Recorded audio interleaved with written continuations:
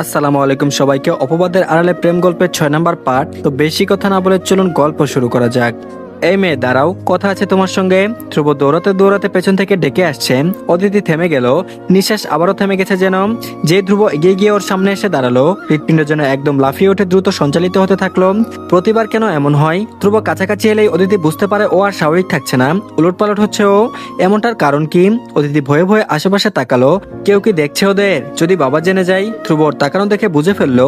আশ্বস্ত করার জন্য শান্ত স্বরে বলল, কেউ নেই এখানে, রিল্যাক্স। অদিতির ভয় তবুও কাটলো না। ও ধ্রুবর চোখে চোখ রাখছে না, অন্যদিকে চেয়ে কাদের ব্যাগটা এক হাতে খামচে ধরে চাপা স্বরে জিজ্ঞেস করলো, কি কি চাই আপনার? চাই তো অনেক কিছুই। ধ্রুব আপাতত সেসব কথাই গেল না, সরাসরি কথা বাড়ালো, বলে উঠলো, আমার গিটার। অদিতি বলল, মম মানে? অদিতি মাথা তুলে তাকালো আর অবাক গলায় বলল। ধ্রুব তখন বলল, আমার গিটার নষ্ট করে ফেলেছিলে, সেটা তুমি ঠিক করে আমায় ফেরত দিবে। আগামীকাল আমাদের আড্ডার জায়গায় এসে নিয়ে যাবে, মনে থাকে যেন। অদিতি বলল, কিন্তু ওটা তো আমি ইচ্ছে করে করিনি। ধ্রুব বলল, তো তোমার ইচ্ছে বা অনিচ্ছার ভিত্তিতে কেউ চলবে নাকি? কাল এসে নিয়ে যাও, নাও গো। ধ্রুব শক্ত শক্ত কাট সরে যেন অদিতির গলা শুকিয়ে ফেললো। এতদিন ধ্রুবর নরম ব্যবহার দেখে অদিতি কি সব আকাশ কুসুম ভেবেছিল, অথচ আজ এখন পুরোটাই ভিন্ন চিত্র। ধ্রুব বাইরে যেমন শক্ত, ভেতরে তেমনই শক্ত। অদিতি এতকাল ভুল ভেবে এসেছে। ধ্রুবর এমন রূপ দেখে ওর মুখটা আবার শুকনো হয়ে গেল। ও ফেসফেসে গলায় বলল, ঠিক ঠিক আছে, আমি ঠিক করে দিব। নিয়ে আসবেন ভার্সিটি কালকে। অদিতি আর দাঁড়ালো না, ঘুরে চলে যাওয়ার সময় ওর লম্বা কোমর ছড়ানো চুল ধ্রুবের বুকের কাছে এসে ধাক্কা খেলো। ধ্রুবর বুকে হঠাৎ এই ধাক্কায় যেন সুনামি বইয়ে গেল। ও চোখ বুজে ফেলে আবারও ঘুর লাগা চোখে তাকালো। হেঁটে বেশি দূর যেতে পারেনি অদিতি, হঠাৎ ওর চুলে টান পড়লো। লম্বা চুলের একটা অংশ আটকে গেল ধ্রুবর শার্টের বোতামে। আচমকা চুলের গোড়ায় ব্যথা অনুভব করায় গুঙিয়ে পেছনে তাকালো অদিতি। ধ্রুব নিজেও আহাম্মক হয়ে শার্টের দিকে চেয়ে অদিতির দিকে তাকালো। অদিতি ভীষণ অপ্রস্তুত হয়ে গেছে, ধ্রুব ওকে দেখছে। ওরা দুজন এই ঘটনায় অনেকটাই কাছাকাছি চলে এসেছে। অস্বস্তিতে অদিতি আর এবারও ধ্রুবর চোখের দিকে তাকালো না, বরং চুলের গোড়া এক হাতে চেপে অপর হাতে নিজের চুল টানলো কিছুক্ষণ। ছুটছে না, উল্টো চুল ছিঁড়ে নিজের হাতে আসছে।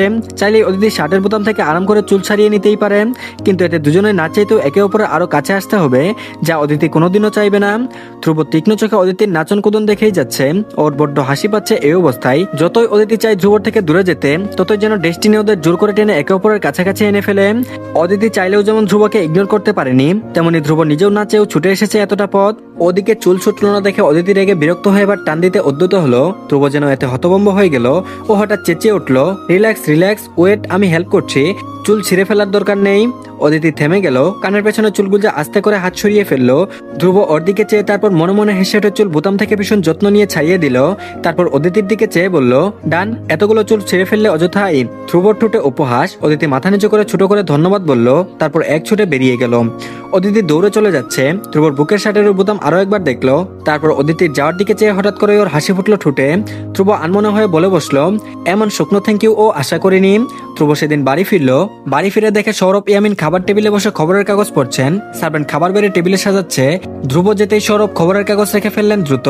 উদ্দেশ্য ছেলে দেখুক, তাতে বুঝুক বাবা সে সময় ফ্রি থাকে, সে সময় পুরোটাই তার ছেলের জন্য। সৌরভ মুখ ভরে এসে ছেলেকে ডাকলেন, ধ্রুব আসো, বাপ বেটা আজ অনেকদিন ধরে একসঙ্গে খাবার খাবো। ধ্রুব বাঁকা চোখে তাকালো, তারপর হাতচিল্লো হাসি এসে বলল, কামন, এখানে কেউ নেই তোমার নাটক দেখার জন্য, ইউ ক্যান এনজয়। ধ্রুব সিঁড়ি ভেঙে উপরে উঠে গেল। সৌরভ ইয়ামিনের বুকটা কেঁপে উঠল। বাবাদের ছেলেদের প্রতি ভালোবাসাটাকে ধ্রুব কত সহজেই নাটক বলে চলে গেল। ছেলের প্রতি এই দূরত্ব সৌরভকে বড্ড পুরায়। সৌরভ চান এই নাটকের শেষ হোক, ছেলেটা তার বুকে আবারও ফিরে আসুক। অতীতের ভুলগুলো যদি টাইম ট্রাভেল করে শুধরে ফেলা যেত, সৌরভ যত টাকা লাগতো উনি সব মুছে ফেলতো ধ্রুবর স্মৃতি থেকে। তার ভাবনার মধ্যে ফোনের কল এলো হঠাৎ। উনি মনটা খারাপ করে কল রিসিভ করলেন। ওপাশ থেকে একজন বলল, স্যার, ধ্রুব স্যারকে আজ একটা মেয়ের সঙ্গে দেখা গেছে। আমার মনে হচ্ছে এই সেই গুজবের মেয়েটাই। সৌবীরের মুখ চোখ উজ্জ্বল হয়ে উঠল। উনি চমকিত গলায় বললেন, মেয়েটা কি অদিতি? অদিতি হায়ার? রাহুল, প্লিজ দ্রুত খবর নাও, আমি নিজে ওই মেয়ের সঙ্গে দেখা করব। আমার ছেলেকে এবার আমি নিজে ওর সবচেয়ে পছন্দের জিনিস পাইয়ে দিতে চাই। ওপাশ থেকে আরো কিছুক্ষণ কি বলা হলো। সৌরভ কথা বলে কল কাটলেন। ওনার চোখে মুখে অদ্ভুত খুশি খেলা করছে। ধ্রুবকে সামলে নেওয়ার জন্য এবার হয়তো আল্লাহ কাউকে পাঠিয়েছে। সৌরভ দয়া করতে লাগলেন মনে মনে, এই মেয়েটাই যেন ধ্রুবর জীবন পাল্টে দেওয়ার জন্য আসে, কঠোর ধ্রুব ইয়ামিনের ভেতরে নরম সত্তাকে বাইরে টেনে নিয়ে আসে। আর এদিকে ধ্রুব রুমে ঢুকে ফ্রেশ না হয়ে সর্বপ্রথম ওর গিটার হাতে তুললো। গিটারের এক পাশে লেখা ডোন্ট টাচ। ধ্রুব ওই লেখাটাই হাত বুলালো। চোখে ভাসে অদিতির গুলগাল আতঙ্কিত ভয়ার্ত মুখটুকু, যে মেয়ে ধ্রুবকে দেখলেই গুটিয়ে যায়। কাদের ব্যাগ চেপে ধরে কম্পিত হাতে ধ্রুব অদিতির এক একটা কাণ্ড মনে করে আনমনে কখন হেসে ওঠেও নিজেও বলতে পারেনি। ধ্রুব এবার নিজের কাজ শুরু করে গিটার হাতে নিয়ে নিজের এতদিনের শখের ইনস্ট্রুমেন্টের ইনস্ট্রিং দুটো টেনে টুনে আলগা করে ফেললো, টার্নিং গেপস গুলো দিয়ে বারবার ঘুরিয়ে নষ্ট করে ফেললো, অযথায় গিটারের স্ট্রিং ফেডস বিট এদিক সেদিক করে নষ্ট করার চেষ্টা করলো। সব কাজ শেষ করে গিটার এবার চালানোর চেষ্টা করলো, বিদ্ঘুটে একটা আওয়াজ আসছে এটা থেকে। নিজের গিটারের আওয়াজ নিজেই বিরক্ত হয়ে কানে আঙুল ঢুকিয়ে কান চেপে ধরলো। তারপর ধীরে ধীরে তার এতদিনের শখের নষ্ট গিটারে হাত বুলিয়ে দিতে দিতে ভাবলো অনেক কিছু, হয়তো ধ্রুব ইয়েমেনের শখের জিনিসটা তার শখের নারীকে পাইয়ে দিতে পারে। ধ্রুব গিটারে হাত বুলাতে বুলাতে বাঁকা হেসে বলল, love me like your guitar, you can have me, I will be shining star. Dhruba স্বভাবতই তার আড্ডাখানা বটতলায় এসে দাঁড়িয়েছে, সঙ্গে আছে ওর 3 ইডিয়টস গ্যাং। ধ্রুবর হাতে নষ্ট গিটারটা, ও সেটা বাইকের উপর রেখে বেঞ্চে বসে পা ছড়িয়ে আরাম করে বসেছে। দুহাত বেঞ্চের উপর ঠেস দিয়ে পিঠ পেছনে দিয়ে হেলিয়ে শীষ বাজাতে বাজাতে আশেপাশে তাকাচ্ছে শুধু। ইমন এবং বাকিরা একে অপরের দিকে অবাক চোখে চেয়ে দেখছে। আজ ধ্রুবকে বড্ড অন্যরকম দেখাচ্ছে, মনে হচ্ছে ওর মেজাজ ভীষণ ফুরফুরে আজ। ইমন ধ্রুবর দিকে চেয়ে খোঁচা দিয়ে বলল, খোকা বাবু কি প্রেমে পড়েছেন? ধ্রুব উত্তর দিল না, অথচ শীষ বাজানো বন্ধ করে দিয়ে ইমনের দিকে চেয়ে ভ্রু বাঁকালো। ইমন এবার ধ্রুবর দিকে চেয়ে নিজেও ভ্রু কুচকে কৌতূহল গলায় বলল, প্রেম? আহা, আশেপাশে বইছে প্রেমের ধারা, কে জানে এই প্রেম কখন ছড়িয়ে গেছে আমার তোমার বা আওয়ার রাফ টাফ ধ্রুবর মনেও। নিজের মনে কবিতা তৈরি করে আবৃত্তি করে বলল ইমন। কবিতা বলে বড্ড হাসি খুশি হয়ে বাকিদের দিকে তাকিয়ে বলল, দেখ কেমন কবিতা বানায় তোদের ভাই। আমাকে যে কেন সাংস্কৃতিক ক্লাব থেকে রিজেক্ট করলো, ওই বেটারে ধরে কাঁচাগু খাওয়ানো উচিত, ট্যালেন্ট চিনে না অথচ বসে গেছে জাজ আসনে। বলেই কলার ছেঁকালো ইমন। ধ্রুব তাকিয়েছিল ওর দিকে। ইমনের কথা শুনে বাকিরা একে অপরের দিকে অনেকক্ষণ চেয়ে তারপর আচমকায় ধ্রুব ফিক করে হেসে উঠলো। ধ্রুবর সাথে সাথে এবার হাসলো বাকি দুজন। ইমন বুকার মতো ওদের হাসি দেখছে। ধ্রুব হাসতে হাসতে উঠে দাঁড়িয়ে ইমনের কাঁধে হাত রেখে ওর উপর শরীরে পুরো ভর ছেড়ে দিয়ে লুটিয়ে পড়লো। প্রচন্ড মজা পেয়েছে যেন ইমনের কথাটাই। ধ্রুব হেসে বলল, এটা কবিতা আবৃত্তি ছিল মামা গো, and get some basic humour books. বাকিরাও একে একে শব্দ করে হেসে ইমনের গায়ে লুটিয়ে পড়লো। ইমন মুখ ভার করে ওদের দিকে চেয়ে দেখলো, তারপর ধাক্কা দিয়ে সবাইকে নিজের গায়ের উপর থেকে সরিয়ে দিয়ে ভারিক্কি গলায় বলল, বন্ধু নামে তোরা এক একটা কলঙ্ক, তোদের জেলে ঢুকিয়ে দেওয়া উচিত মানহানির মামলায়। ধ্রুবর হাসি থামে, আবারও বসলো বেঞ্চে, সিগারেট ধরালো এবার একটা। ইমন ওদের সবাইকে অনেকটা কড়া মেজাজে দেখে যাচ্ছে। হঠাৎ ইমনের চোখ গেল বাইকের উপর, গিটার বেঁধে রাখা সেখানে। ইমন গিটারের এত করুণ অবস্থা দেখে আটকে উঠে গিটার ছুঁয়ে হতভম্ব গলায় বলল, এই ধ্রুব, এই গিটারের এই করুণ অবস্থা কেন? ধ্রুব হেলায় তাকালো গিটারের দিকে, পরে কাজ ঝাঁকিয়ে গাছাড়া ভেবে বলল, আমি করেছি। ইমন বলল, তুই? ইমন এবার যার পরনাই অবাক। ধ্রুব নিজের হাতে তার এই শখের গিটারে এই করুণ হাল করেছে। ধ্রুব সিগারেটের ধোঁয়া উপরের দিকে ছাড়তে ছাড়তে নিজের মতো করে জবাব দিল, হ্যাঁ, কারণ এটা কেউ ঠিক করে দিতে আসছে। ইমন বলল, ঠিক করে দি। ইমন বাকি কথা শেষ করতে পারেনি, তার আগে রাজু ফিসফিস করে সবাইকে বলল, ভাই ভাবি এদিকেই আসছে। ধ্রুব সিগারেট মুখে নিয়ে তাকালো সামনে, ওদের জোরসোর ভঙ্গিতে ওদের দিকে এগিয়ে আসছে। এক পা এগোচ্ছে তো আরেকবার আশেপাশে তাকাচ্ছে। ধ্রুব মনে মনে হাসে, মেয়েটা ভরা ভার্সিটিতে ভয় পাচ্ছে, কেউ বুঝি ওর ছবি তুলে ফেললো, ওর ছেলেদের সাথে বলা কথাগুলো লিক করে দিল। অথচ বুকা মেয়ে এটা জানে না এটা ধ্রুবর ভার্সিটি। এখানে ধ্রুব যা চাই সেভাবেই চাই, সেভাবেই সব ঘটে এসেছে এবং সব ঘটে যাবে। ধ্রুব ইয়েমেনের কাউকে ভালো লেগেছে কোনো শালার সাহস হবে না ধ্রুবর ওই জিনিসের দিকে নজর দেওয়ার। ছবি তোলা তো দূরের কথা। অদিতি ধীরে ধীরে হেঁটে ওদের সামনে এসে দাঁড়ালো। ধ্রুব ততক্ষণে অদিতির থেকে চোখ সরিয়ে আনমনে সিগারেট ফুঁকছে, যেন সে অদিতিকে এতক্ষণ লক্ষ্যই করেনি। অদিতি ধ্রুবর সামনে দাঁড়াতেই ইমন নিজের হতভম্ব ভাব কেটে স্বাভাবিক গলায় হেসে জিজ্ঞেস করলো, আরে ভাববি অদিতি, কেমন আছো? কোনো দরকার? অদিতি হাসার চেষ্টা করলো, ফাঁকা ঢুক গিলে ধ্রুবর দিকে চেয়ে বলল, আপনার গিটারটা? ধ্রুব এবার তাকালো অদিতির দিকে। অদিতি ওই তাকানোতে অপ্রস্তুত ভঙ্গিতে সেটিয়ে গেল। ধ্রুব সেসবের আজ ধার ধারলো না, ইমনের দিকে ইশারা করে বলল, ইমন গিটারটা ওকে দিয়ে দে। ইমন ধ্রুবর দিকে চেয়ে ভ্রু বাঁকালো।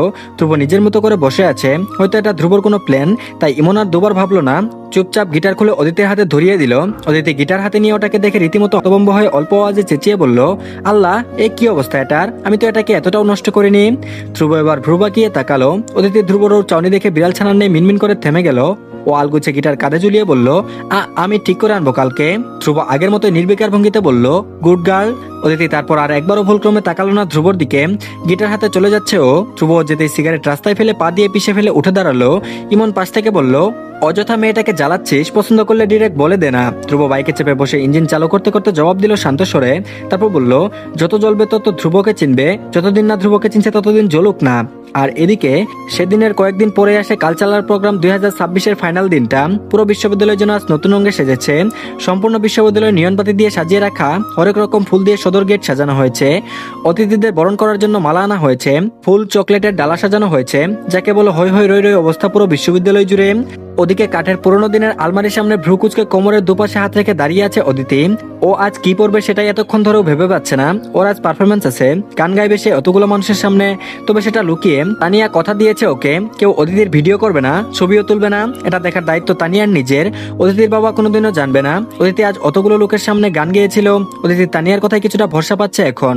প্রথমে অদিতি ভেবেছিল লাল রঙের আনারকলি জামা পরবে, কিন্তু তানিয়া কোথা থেকে একটা নীল শাড়ি এনে ওর হাতে ধরিয়ে দিয়েছে। অদিতি মানাও করতে পারেনি, তানিয়া রীতিমতো ধরে বেঁধে শাড়িটা পরিয়ে হালকা সাজিয়েও দিয়েছে।